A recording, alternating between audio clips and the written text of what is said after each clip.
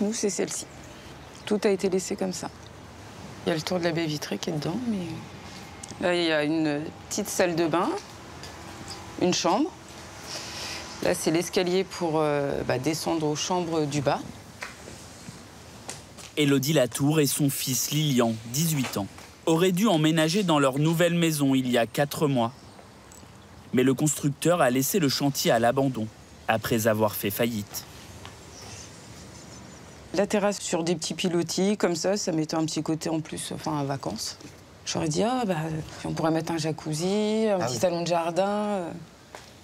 Bon, Jouer au foot avec les 2 petits frères, mettre un petit but. On avait une petite terrasse avec normalement une verrière, un peu.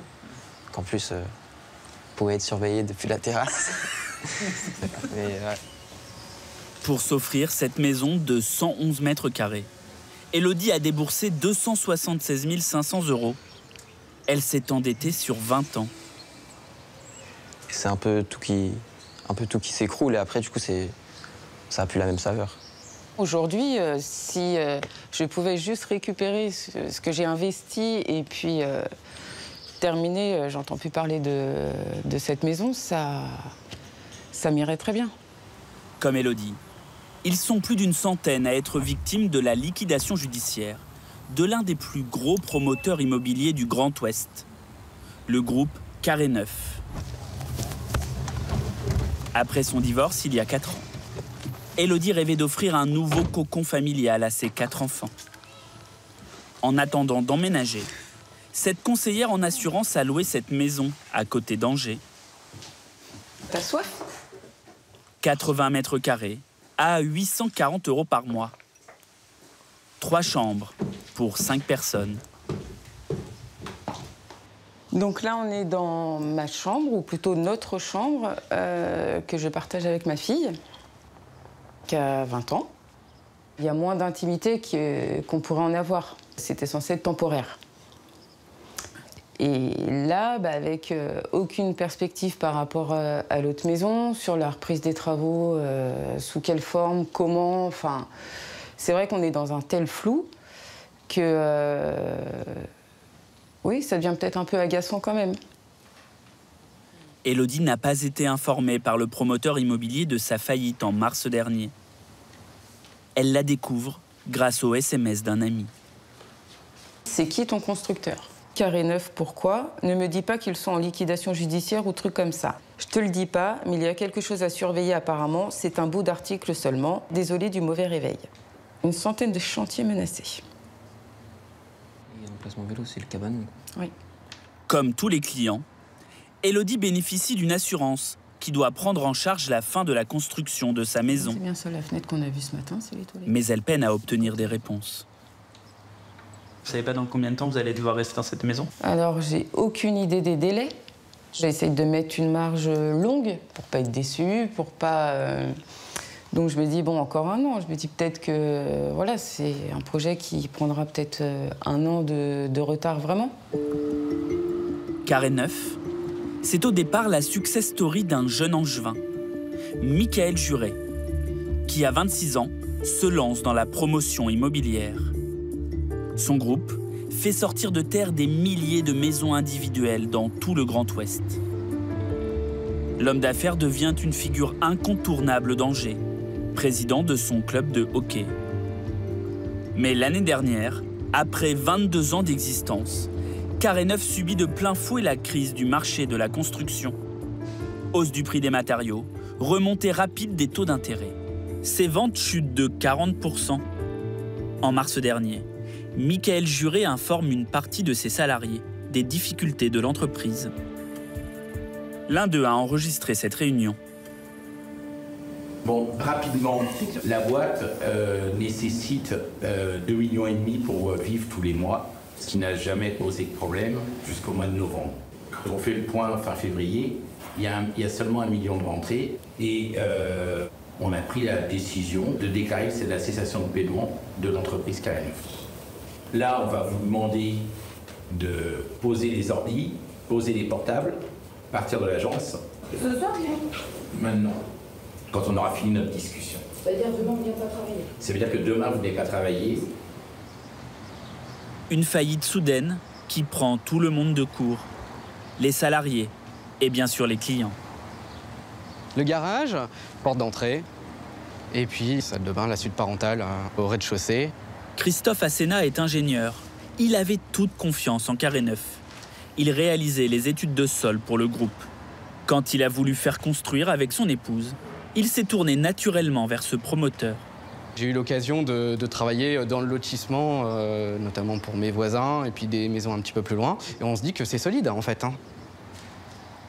Grâce à son assurance, le chantier va reprendre. Mais mauvaise nouvelle, Christophe devra s'acquitter d'une franchise. 5% du prix de sa maison. Un peu plus de 10 000 €. Alors après, c'est vrai que c'est dans le contrat. Mais le problème, c'est que c'est pas vraiment expliqué au moment où on signe le contrat de la maison. Et nous, ce qui nous intéressait, c'était vraiment les plans de la maison, comment ce sera l'intérieur, voilà. Pour les assurances, le coût total pour terminer tous les chantiers de Carré Neuf s'élèverait à plusieurs dizaines de millions d'euros. Si Christophe devrait bientôt avoir sa maison. D'autres ont tout perdu.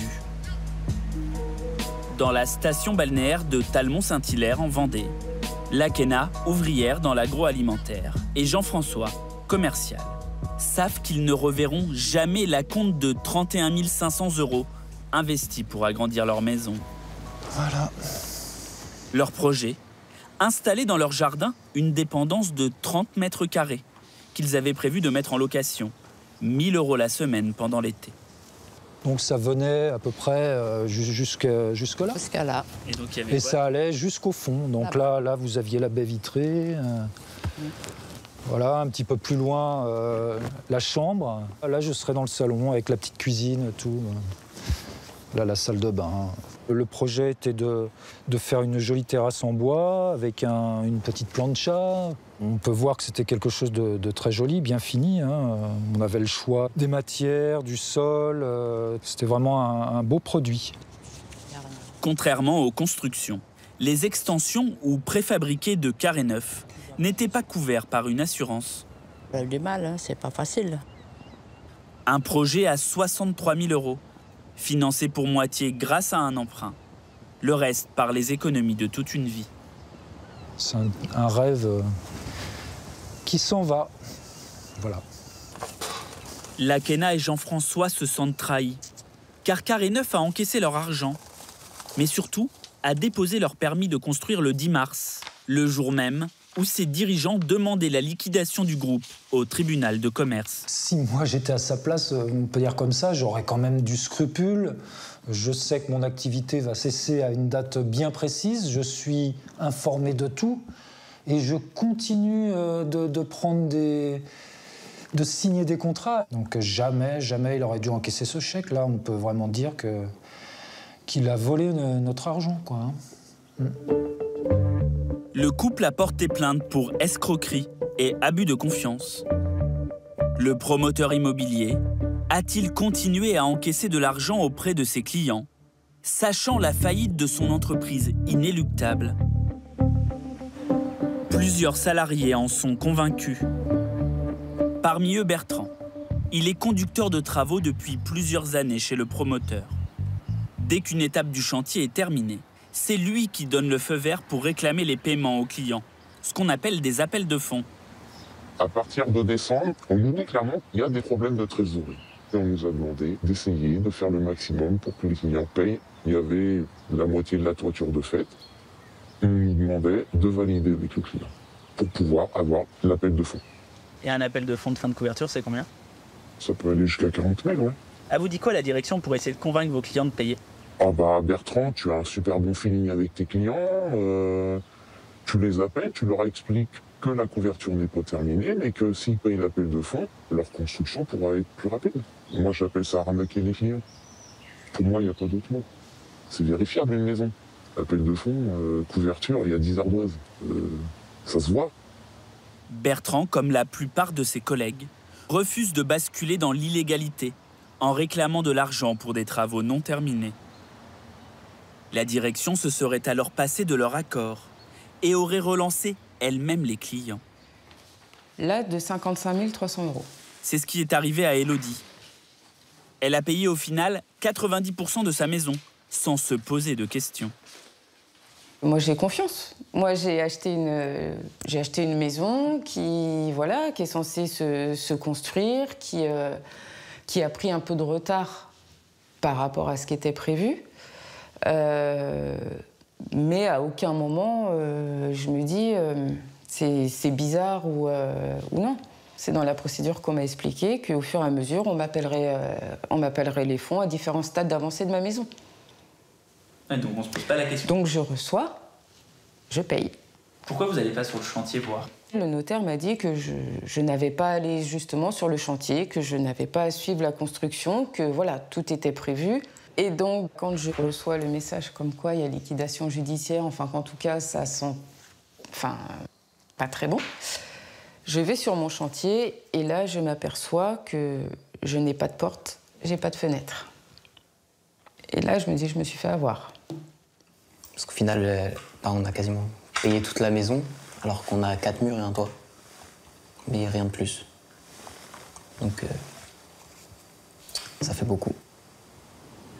D'autres clients, eux, vont trouver suspectes ces demandes de paiement rapprochées, mais vont quand même finir par passer à la caisse. Léo Morcel et son épouse devraient être dans leur nouvelle maison depuis plusieurs mois. C'est super dur, psychologiquement. On avait commencé à faire les cartons, etc. Bon, finalement, les cartons, ils sont prêts, hein, la plupart. On attend juste d'avoir la maison, maintenant. Eux aussi ont reçu 2 appels de fonds coup sur coup. Mais Léo, lui, passe devant son chantier chaque soir en rentrant du collège, où il est professeur d'anglais. Je reçois l'appel de fonds numéro 7, qui correspond à la plâtrerie. Et donc moi, là, je me dis, ouais, la plâtrerie, d'accord, sauf que moi, il me reste une rangée de tuiles à poser. A priori, on ne peut pas poser le plâtre tant que le toit n'est pas terminé. Et donc là, à Carré Neuf, je les appelle. Et puis là, comme d'habitude, très rassurant, en disant que, oui, mais vous comprenez, c'est que nous, il faut qu'on se dépêche aussi. On commence à être un peu short dans les délais. Si vous voulez que ça enchaîne sur le chantier, il faut procéder à l'appel de fonds. Donc moi, je me dis, ouais, mais si je les paye pas, qu'est-ce qui va se passer? On va encore être retardé sur le chantier, sachant qu'on avait déjà des mois et des mois de retard. Léo se résout donc à payer. Mais problème, il a déjà versé 25 500 € quelques jours plus tôt à Carré Neuf. Son plafond de virement est dépassé. Alors, je peux vous montrer. L'entreprise lui réclame alors un chèque, sur le champ. 12 760. Il voulait que je paye. Et il voulait pas attendre, surtout. Il voulait que je paye le plus rapidement possible.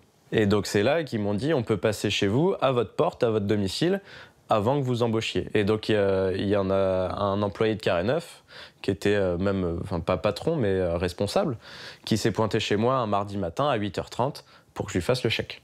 Et donc, effectivement, hyper ponctuel, en costard, etc. Moi, j'avais prévu le chèque la veille, donc tout était prêt. Bonjour monsieur, oui, c'est Carré Neuf, etc. On vient récupérer le chèque, je sors le chèque, je le donne, bonne journée. Ça a été hyper expéditif. En 5 minutes, c'était fait. Pourquoi ils sont venus récupérer ces chèques? Vous pensez pas que c'était pour faire avancer votre chantier? Ah non, finalement, je suis à peu près sûr que c'était pas pour faire avancer mon chantier. Il est jamais venu finir le toit, le couvreur. Et je pense que s'il s'est arrêté en cours de route, c'est parce que même lui, il n'avait pas été payé.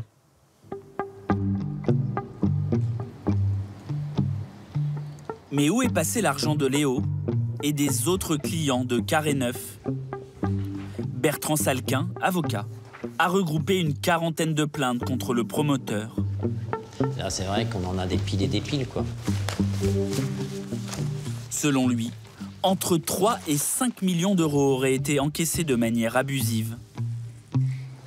On a cette impression que l'argent des derniers arrivants servait à payer les dettes de programme des années précédentes, qui étaient terminées, et dont l'argent avait été employé eux aussi à d'autres fins, et d'où cette chaîne de Ponzi, ce qu'on appelle une chaîne de Ponzi, où en fait les derniers arrivants, croyant payer eux une maison auprès d'une société sérieuse, sont en fait en train d'éponger des créances qui concernent tout autre chose que leur maison. Ça, c'est illégal, c'est ce que reconnaît la chambre criminelle, c'est à ce moment-là une escroquerie.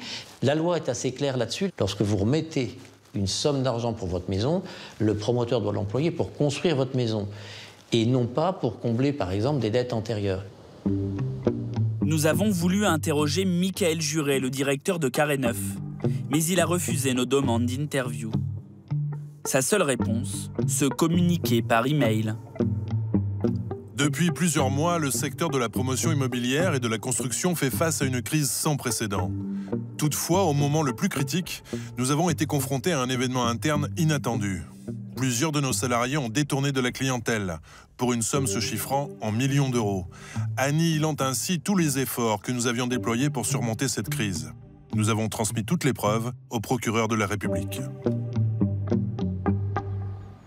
Le procureur d'Angers n'a pas souhaité confirmer si une information judiciaire avait été ouverte.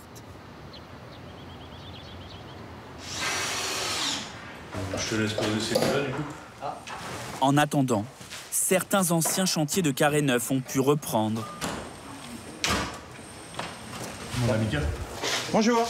Bonjour. Ça va? Bien vous? Mais pour Anthony Fritz, le nouveau constructeur mandaté par l'assurance, la tâche s'annonce compliquée. On va avoir différentes problématiques à finir de regérer. D'accord. C'est-à-dire que je vais être obligé de vous refaire les plans. Jean-Charles aurait dû emménager il y a 9 mois. Il découvre aujourd'hui que son chantier regorge de malfaçons. Normalement, j'ai une différence de 23 cm. Aujourd'hui, en fait, j'ai pas une marge de 23 cm, mais j'ai une marge de 45 cm. Là, on est sur une ligne complète de parpaing en trop. Donc en fait, au lieu d'avoir une marche, on va être obligé de faire comme un petit escalier. Parce que là, en fait, toute la maison est trop basse par rapport au garage. C'est ça, ouais. Elle est plus bas que le garage, quoi. Maison trop basse, infiltration et mur monté à la va-vite. Le mur, on voit qu'il est un peu comme ça, on voit qu'il est un petit peu comme ça, et qu'en fait, ça va impliquer des problèmes en fait, à l'intérieur sur le plaquiste. Ah, d'accord. L'assurance va prendre entièrement en charge le surcoût des malfaçons de la maison. Sur un budget de 175 000, on a augmenté de 42 000, quoi. Vous auriez pu les rajouter? Non. Bah non, il aurait fallu que je demande à la banque un crédit en plus, quoi. Et elle aurait dit quoi, la banque, vous pensez? Bah, je sais pas. Parce que je fais seul, j'ai que mon salaire à moi avec ma femme, donc voilà. Je pense pas que ce serait passé. Jean-Charles prévoit d'emménager dans sa nouvelle maison avec son épouse et ses 2 enfants, juste après les fêtes de Noël. Attention. T'as vu le soleil, hein? Franchement, on a une belle vue. Hein. Ouais. Elle aurait dû être comme ça depuis un bon moment. Carole et Benny Amouya auraient dû récupérer les clés de leur nouvelle maison au début de l'été. Mais le constructeur, le groupe propriétaire de la marque mythique Maison Phoenix, a fait faillite le 28 juin dernier. Mon café, je l'aurais bu ici, debout sur mon îlot central. Avec la vue des champs. Ouais, avec la vue, avec la belle vue. Je suis en train de faire mon petit footing tous les matins pour perdre mon ventre, et puis après je rentre. Les enfants, on leur montrait, bah, tiens là, ici sera ta chambre, la salle de bain, la cuisine, on leur montrait tout. Donc ils étaient super contents. Et puis bah, là maintenant, on y vient vraiment rarement, parce que bah, les enfants, ils sont déçus. Elle aurait dû faire ses premiers pas dans la maison. Carole et Benny ont acheté cette maison 153 000 € à crédit. Ils se sont endettés sur 25 ans et ont déjà versé 31 000 € pour le démarrage du chantier. Tous les soirs, je réfléchis, je dors pas, je fais comment je vais faire. On essaye de faire tout pour avancer, mais là, on ne peut plus rien faire, nous, à notre stade. Comme Carole et Benny, ils sont 2000 en France à être victimes de la liquidation du mastodonte de la construction. Gérard, fonctionnaire à la retraite. Omar, plombier et père de famille. David, chaudronnier et sa femme Catherine. Ou Martial, papa solo. Pour tous, c'était le projet d'une vie. Aujourd'hui, aucun n'a la certitude de voir un jour sa maison construite, ni d'être indemnisé pour les frais déjà engagés.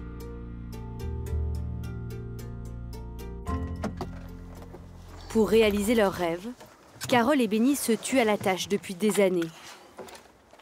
Le père de famille cumule 2 emplois, réserviste dans la police le matin, cariste dans un entrepôt l'après-midi.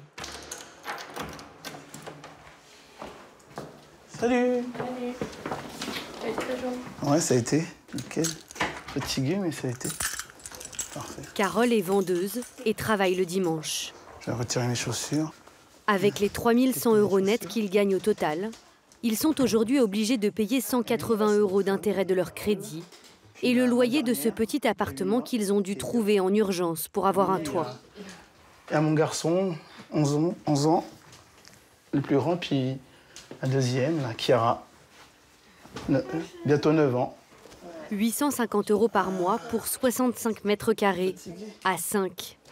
Comme il n'y a que 2 chambres, le couple a installé son lit dans la salle à manger. Ça donne sur le salon. Ça donne sur le salon. D'accord, donc en fait c'était une seule pièce avant. Voilà, c'était une seule pièce. C'est jumelé, une seule pièce. On a mis la petite dans la chambre. On est obligé, hein, puisque justement la maison elle n'est pas encore faite, donc on fait avec. Et donc c'est pas évident quand quand je me lève tôt le matin pour aller au travail à 5 h du matin, donc je la réveille, je fais du bruit. Ouais. Béni, Carole et leurs enfants se sont lancés dans ce projet après les confinements. Ils ont toujours vécu en appartement. C'est un rêve, hein. J'ai toujours dit, le jour où j'aurai une maison, c'est que franchement j'ai réussi, parce que c'est pas tout le monde qui a la chance d'avoir une maison. Et c'est ça crée un budget. Hein. Donc surtout pour mes enfants, pour qu'ils aient une maison plus tard, le jour où je serai plus de ce monde, qu'ils aient quelque chose pour eux. C'est surtout ça. C'est surtout ça. Moi, il y avait beaucoup de trucs qui me plaisaient, surtout qu'on va avoir un placard coulissant. Dans la chambre? Dans ta chambre? Oui. Pour pouvoir ranger tes affaires. T'as beaucoup d'affaires? Le 28 juin, Carole et Béni ont appris la faillite du groupe par un simple mail. Comme tous les clients, ils devraient bénéficier d'une assurance obligatoire chargée d'achever la maison et de s'assurer qu'ils ne perdent pas d'argent. Mais le couple peine à obtenir des nouvelles. C'est long. J'ai l'impression qu'on ne reçoit jamais des messages, des appels de l'assurance. J'ai l'impression que ça avance plus. Il faut les harceler pour avoir des mails. C'est long, c'est dur.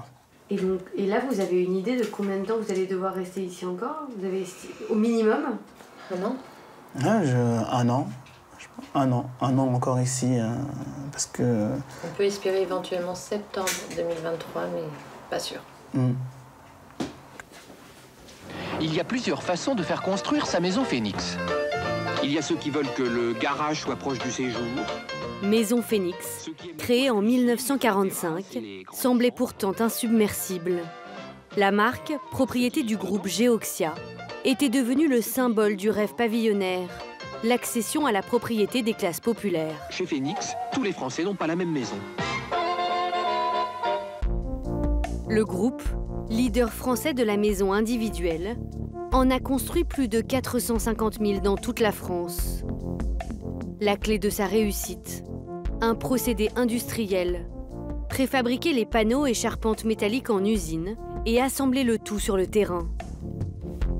Mais l'explosion du prix des matériaux depuis l'an dernier a eu raison du groupe Geoxia et de l'ensemble de ses filiales. Une faillite qui a aussi piégé certains salariés de l'entreprise. Donc ça, c'est votre maison? Exactement. L'entrée est là. Sur la partie gauche, il y avait l'espace salon. Donc là, vous aviez l'espace entrée. Sur la droite, la suite parentale avec une chambre et une salle de bain. Et au fond, l'espace cuisine avec un cellier. Clément était commercial pour la marque. Fan du concept depuis toujours, il avait lui-même commandé une maison il y a tout juste 1 an. Le problème de fond, c'est qu'on n'a pas senti le truc vraiment arriver. Des petits problèmes de trésorerie ou autre, des petits retards de paiement, on en a déjà vu, c'est pas la première fois, il y a eu la crise Covid, il y a eu plein de choses. Bon, mais là, c'est vrai que de là à aller jusqu'à une liquidation complète de l'entreprise, non, j'aurais jamais imaginé ça, jamais. L'ancien commercial attend lui aussi la visite de l'assurance. Mais il vient de découvrir que cette compagnie, elle aussi filiale du groupe Geoxia, lui réclame une franchise, 5% du prix de la maison.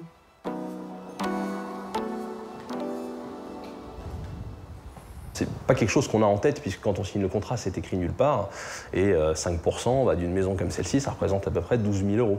Je me dis qu'il y a des gens qui étaient éventuellement primo-accédants, qui n'avaient pas forcément de gros budget, et qui vont se retrouver avec 5% du prix de leur maison à payer. Ça risque d'être compliqué, ouais.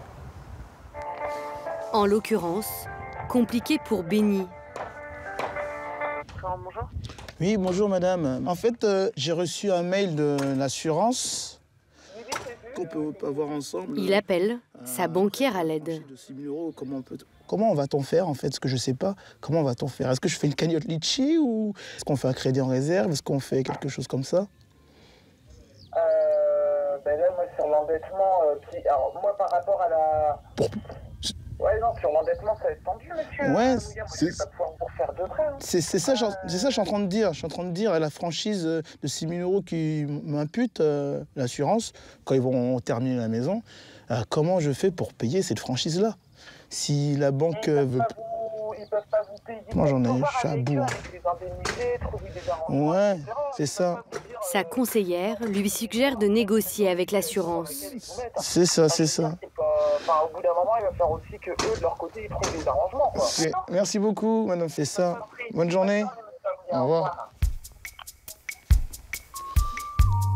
Benny n'est sans doute pas au bout de ses peines, car l'assurance ne dispose que de 23 millions € de trésorerie. Or, finir l'ensemble des chantiers devrait coûter entre 50 et 70 millions €. Selon nos informations, l'État pourrait régler une partie de l'addition. Si Benny garde toujours l'espoir de voir un jour sa maison sortir de terre, d'autres savent déjà qu'ils ne reverront jamais leur argent. Hugo, tu veux jouer avec tes voitures? La chambre de papa, Oui. Éléonore Le Bervet, employée de banque, et son mari serveur ont perdu 46 000 € et l'espoir de voir un jour leur maison agrandie. Ils rêvaient d'offrir à leur petit garçon plus d'espace. On comprend pas avec ta tétine, chaton. Une extension de 32 mètres carrés qu'ils avaient confiée sans crainte au constructeur de leur logement, Maison Phoenix. Voilà, c'était censé être là. Ici, donc on aurait dû avoir un petit peu de couloir, ouais. Ici, notre chambre, avec la petite salle de bain, enfin petite salle d'eau. Les toilettes ici et le bureau là. Dans le meilleur des mondes, ça aurait été comme ça. La maison actuelle, elle est jusqu'à là, en fait. Et tout ça, c'était ce qu'on devait avoir. Ils avaient réussi à mettre 20 000 € de côté et à en emprunter 60 000 sur 15 ans. Mais contrairement au contrat de construction, les chantiers d'extension ou de rénovation de Maison Phoenix n'étaient pas couverts par une assurance. C'est un rêve de perdu, concrètement. Parce que je pense, on ne sait pas ce qu'on va faire, en fait. On a un trou dans le jardin et voilà. Que faire avec ça? Franchement, j'aurais préféré qu'ils fassent rien. Même en ayant perdu tout cet argent-là, au moins j'aurais la maison d'avant. Enfin, là, c'est pire, en fait. J'ai perdu de l'argent et c'est pire. Tu fais du toboggan, tu montes comme t'es fort? Ouais, bravo. On a dû mettre un grillage par sécurité, en fait, pour pas que notre fils puisse aller par là, c'est dangereux. En plus, il y a encore des tiges en fer, là, enfin, c'est... Il est tout petit, donc tu tires pas dessus, mon cœur. En plus de l'extension, Éléonore avait confié au constructeur le ravalement de la façade, vieille de 20 ans, et surtout une réparation urgente sur le toit. C'est ces deux spots-là qui fuient. En fait, l'eau passe à travers les... L'eau coule par là, en fait? Ouais, elle s'infiltre dans le toit, elle traverse la laine de verre et elle passe par ces trous-là. Les trous des spots, des deux spots.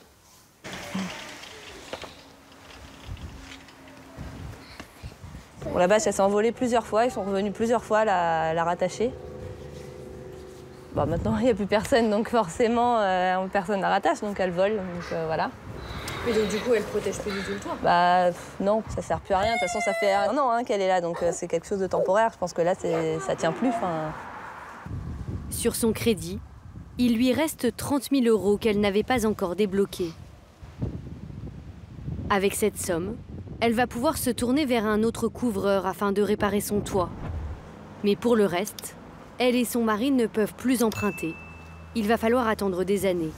Continuer à mettre de l'argent de côté, peut-être pas partir en vacances, peut-être encore une fois, tout ça, à chaque fois je pense à mon fils parce que je me dis voilà, il y a plein de choses qu'on aurait pu faire qu'on va sûrement pas faire, je pense. En fait, je suis surtout triste pour mon fils, à vrai dire. Moi, j'ai passé l'âge d'aller jouer dans le jardin ou je sais pas, c'est plus pour lui parce que c'était pour lui en fait qu'on faisait l'extension, c'est surtout pour lui. De la tristesse, mais aussi de l'amertume. Je suis même pas sûre. Éléonore a versé le dernier acompte de 17 911 €, 7 jours avant le redressement judiciaire, alors que son chantier n'avançait déjà plus. Quand j'ai reçu cette facture-là, je me suis dit, ils sont gentils, mais ils nous demandent tout le temps de payer, mais en fait, il se passe pas grand-chose, quoi. Parce que les factures, elles se sont quand même enchaînées. À partir du moment où on a eu le permis de construire, on nous a fait que ça, de demander de l'argent, donc voilà. Et j'ai hésité, je voulais pas la payer tout de suite, je voulais attendre de savoir quand est-ce qu'ils allaient revenir. Et puis un matin, je me suis dit de toute façon, je vais la prendre, je vais la payer. Si je la paye pas, de toute façon, ils vont pas revenir, donc ça tourne en rond. Donc si je leur demande quand est-ce qu'ils vont venir, ils vont me dire bah il faut que vous payiez pour revenir. Donc j'ai payé. J'aurais pas dû. Sur Facebook, Éléonore a rejoint un collectif de victimes. Toutes ont versé des acomptes aux constructeurs, de l'argent volatilisé. Ça, c'est ce qui a été recensé. La somme perdue la pour somme perdue. les personnes du groupe, on va dire. Rien que sur ce groupe, le préjudice s'élèverait à 1 200 000 €. Les victimes envisagent de porter plainte contre les dirigeants. Moi, je sais pas depuis quand ça va pas chez eux, mais je pense que depuis le début de l'année, là, 2022, ils savaient très bien que ça allait pas. Et c'est là qu'on a quasiment tout versé. Il y a eu des choses pas claires. Enfin, nous faire des appels de fonds juste avant le redressement, voire même, il y a des gens qui ont signé des contrats juste avant. Enfin, ils savaient qu'ils allaient en redressement. Pourquoi ils signent des contrats? Pourquoi ils nous demandent de l'argent? C'est malheureux qu'ils chutent, mais on n'est pas obligé d'emmener les gens avec eux, avec soi, quand on tombe, quoi. Durant les derniers mois avant la liquidation, la direction a-t-elle donné des consignes pour encaisser un maximum d'argent? Le groupe Geoxia a-t-il dissimulé une inéluctable faillite? Aucun dirigeant n'a souhaité nous répondre. Un ancien commercial en rénovation, Michael, a lui accepté de nous raconter une gestion de crise quelque peu surprenante. Il explique avoir été convoqué 2 semaines avant le redressement judiciaire à une réunion avec tous les commerciaux de France pour accélérer les ventes. C'était en mai. Il y avait un espèce de podium, oui, avec en gros les 15 premiers. Bon, bah, c'est bien, continuer. Par contre, ceux qui étaient les 15 en dessous, il va falloir se ressaisir parce que vous n'êtes pas à la hauteur de ce que vous devriez être, quoi, en termes de chiffre d'affaires. On commençait à sentir qu'on courait beaucoup après l'argent. Il fallait des rentrées d'argent. Voilà, Après, on savait que la trésorerie allait mal. Vous posiez la question? Paradoxalement, durant les réunions, personne... En fait, il y avait un espèce de tabou autour de ça, toujours, où personne ne voulait poser des questions parce qu'on savait qu'on allait lui dire que tout va bien, que vous inquiétez pas, on est en processus de rachat, qu'il y aura quelqu'un qui va nous racheter, voilà. Est-ce que vous en voulez à l'entreprise? Oui. Oui, je leur en veux. Parce que et c'est ce que, après tout, on leur a reproché, moi et mes collègues, depuis le début, c'est qu'ils n'ont jamais su vraiment communiquer bien avec nous, être transparents.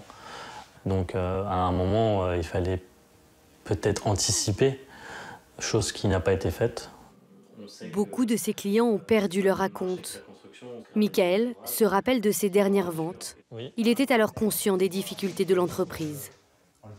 Je répète ce qu'on me dit, que tout va bien, qu'on est en processus de rachat. C'est je vends en mentant aux clients.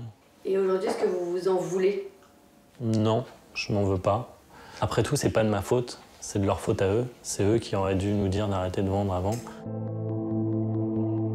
Pour faire un maximum de chiffres, certains employés auraient même outrepassé les directives de leur hiérarchie. À quelques semaines du redressement judiciaire, sur les conseils de son commercial, Marie-Thérèse Andoula a versé l'intégralité du montant de ses travaux avant le démarrage du chantier. Une somme aujourd'hui perdue. Et voilà. 75 963 €. Le 8 mars. J'ai même du mal à le dire tellement que... Cet argent devait permettre de refaire toutes les fenêtres et volets de sa maison. Son mari, décédé il y a 1 an, lui avait fait promettre sur son lit de mort d'engager ses travaux. Le couple s'était fait cambrioler quelques années auparavant. Il voulait impérativement que je sois en sécurité et tout. Il voulait vraiment des nouvelles fenêtres en PVC. Il voulait que je mette des volets qui ferment tout seul la nuit. Vraiment me sécuriser dans la maison. Voilà. Comme on habite un petit village et c'est assez isolé. Marie-Thérèse a travaillé 20 ans comme assistante maternelle. Son mari était chef d'équipe dans le BTP. Alors là, c'est mon mari. Là, c'est moi. Il était malade. Le couple, qui a élevé 3 enfants, gagnait 2 600 €. C'est notre famille. Son mari avait réussi à économiser pendant des années pour lui léguer de quoi refaire les volets. 6 mois après le décès de son époux, Marie-Thérèse convoque le commercial. Une fois le devis établi, celui-ci invoque les fluctuations des prix des matériaux et lui suggère de payer la totalité. Une pratique qui n'est pas illégale, bien que considérée comme abusive. Le contrat prévoit bien de ne verser à ce stade qu'un acompte de 30 %. Quand pour moi il a dit que ça augmentait, j'ai dit je payais le prix total. Voilà. Et il vous a expliqué quoi sur les augmentations de coûts? Qu'est-ce qu'il vous a dit en fait? Il vous a expliqué Que si j'attendais, par exemple si j'aurais dit bah non, je mets en attente et puis j'attends encore un petit peu, peut-être 2-3 mois, ça allait augmenter les coûts. Donc vous avez dit il faut que je paye au plus vite. Faut que je paye au plus vite. Puisque moi j'avais ce total à pas dépasser. Et cet argent-là, pour moi, c'est la vie de mon mari. C'est les économies d'une vie. Et ça passe pas. Ça passe pas. Et là, je me bats encore. Je travaille, je me mets de côté. On mange moins, on met de côté, je mets de côté pour impérativement... il se fera, il se fera avec mon argent, mais il se fera. Voilà, je le ferai. Pour mon mari, je le ferai. Selon nos estimations, 5 millions € d'acomptes versés par des particuliers auraient été engloutis à jamais par la faillite du groupe. Pour regagner ces 16 000 €, Marie-Thérèse travaille aujourd'hui 40 heures par semaine dans une maison de retraite. Éléonore, qui a perdu 46 000 €, compte sur la générosité de ses amis. Elle a créé une cagnotte pour financer l'extension de sa maison. Carole et Benny attendent toujours que l'assurance relance leur chantier, en espérant que celle-ci ne fasse pas aussi faillite d'ici là.